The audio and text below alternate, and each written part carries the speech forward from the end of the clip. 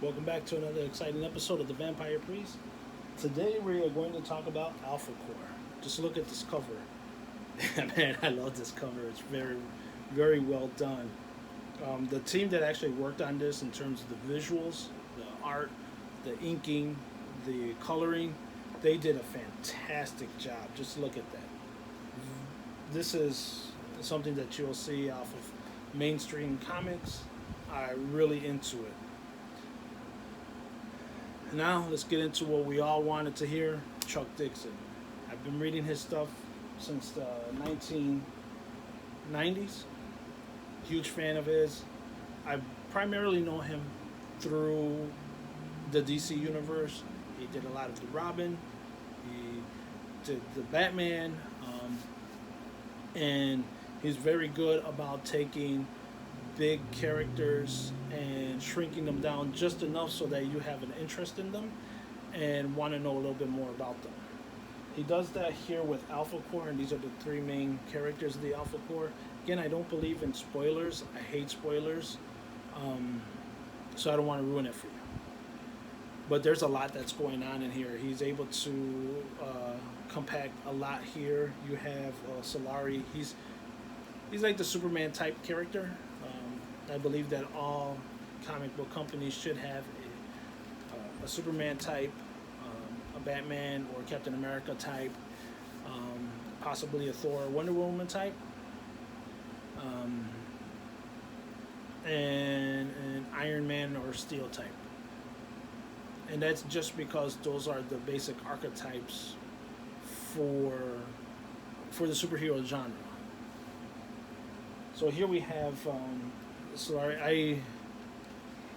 even though he is a main character, I don't like him as an individual, as a government employee, and as a superhero, gets the job done. But his personality is very much, it's very dry, and you could tell that he has military training because he's very rigid. I think that's one of the appeals that he was written in such a way that you you need him, you kind of like him in certain aspects. You think he's a good man for the job, but as an individual, you will not have a beer with him afterwards. After work, you're not going to go out. You're not going to have beers. You're not going to go out for a chicken sandwich. You're not going to Chick-fil-A with this guy. And to be honest, you don't want him to bring Chick-fil-A to you. But that's just his personality. He's very headstrong. And I think it works very well with the character and the universe that's being established here with the Ripperverse. But the art is very good. There's a lot to unpack. There's a whole lot going on here. I'm eager to see what's going to happen for issue 2, especially with the way the first issue ends. It's huge. It is a big deal. It's very messed up, and it is a standalone issue, so there is a satisfying ending. But again, there's a lot to go into it. The art's great. The writing is very spectacular, and just like all the other issues so far with the Rippaverse, it does have that 1990s aesthetic and that 1990s feel to it, which, for me, that was the peak of the comic book industry, around 95, 96, I want to say. And then everything started, everything was a little bit falling apart before then. It peaked up at that time, the mid 1990s, before falling off a cliff, before getting its speed again in the mid early 2000s. So there is at least a very good 10 years where it just dropped completely and nobody wanted anything to do with it. And then it came back. It's resurgent.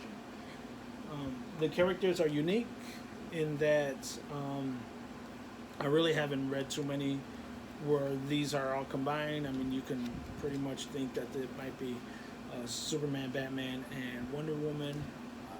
You would be wrong. Their personalities are different. Power sets are a little bit different.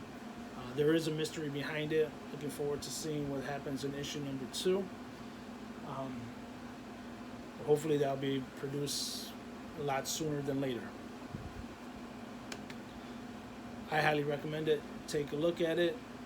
When it comes to the Rippaverse as it stands with these issues, ISOM number 1, ISOM number 2, as well as the Alphacore, I'm giving it about a 4 out of 5 stars. That's only because it's building up to something right now. The first issue of ISOM, definitely hands down my favorite issue. But this Chuck Dixon one, very good. It comes in second, then ISOM 3 in terms of my favorite of ranking. I can't wait to read Yaira. I don't know how to pronounce that. I'm gonna have to go through and through the Instagram and see how to pronounce it. But right now the cover looks good. I do have it. It's in my collection. It's in my possession right now. I'll be reading it this weekend. Then we'll give you a review. Sorry I can't do it any sooner, but I do have other books that I'm reading. I'm currently reading the first book of Doom. Never read it. At the same time, I'm also rereading The Art of War. And what else am I reading? Not the Mark Twain one. Oh, and Uncle Tom's Cabin is the other one that I'm reading. That one is not what I remember as a child. But we're getting off topic. Check out Alphacore number 1. It's a good read. It has good art. There's some very good splash pages in here. I'm really excited to see where the designs and these characters are going in the future, and exactly how many of these metas, these superheroes, or these types of beings they are in the world. If they're common, they're rare, or if they're actually being made by the government. If there's any kind of spiritual entanglement that goes with them, like we saw in ISOM number 2 with the witch lady, who, by the way, let's face it, she's hot. She's gorgeous. If she was real, I'd shoot my shot. She'd probably burn me and turn me into a monster for doing that, but hey, that's life.